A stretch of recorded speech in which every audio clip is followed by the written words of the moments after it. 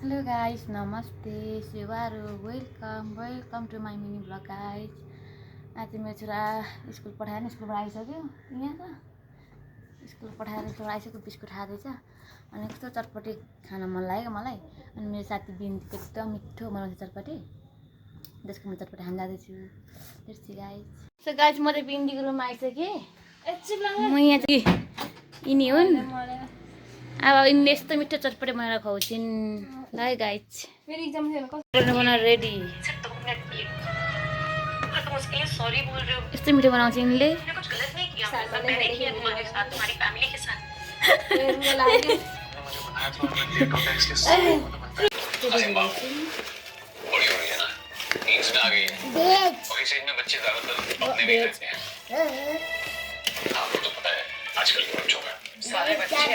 यो चाहिँ हाम्रो सुक्खा चटपटी हेर्दा यस्तो, तर स्वाद म चाहिँ के आएर छोरो खुसबु आयो।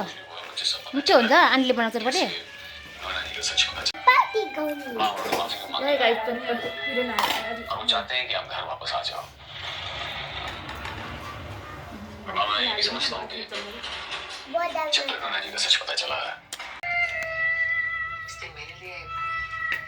शांति निकेतन लौटना संभव हम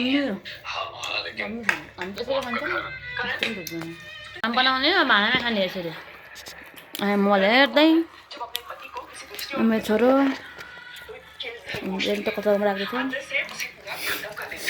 छोरो खान्छौँ है गाइस। गाइस भने चाहिँ साथीकोबाट अब चटपटी खाएर एकछिन रमिता गरेर आयौँ। कोठामा जाँदैछौँ। छोरो तर फर्किँदैछौँ गाइस।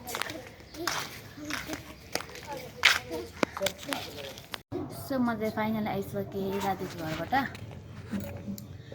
त्यो चटपटी खान गएको थिएँ। त्यो मिठो बनाउँछ चटपटी त्यसले चाहिँ, बिन्तीले चाहिँ। अनि त्यो चटपटी खानु मन लागेर गएको थिएँ। अनि गएर नि म अब आइसकेँ। अब मेरो छोरो चाहिँ हेर न, त्यहाँ नाङ्गो भुतुङ्गो चाहिँ गर्मी भयो अरे हिँडेर। नाङ्गो चाहिँ यसलाई जस्तो गर्मी चाहिँ कसलाई दुनियाँमा हुँदैन भन्छु म चाहिँ। अब एकछिन होमवर्क गर्छ अनि सुत्छ अब एकछिनमा। बाई।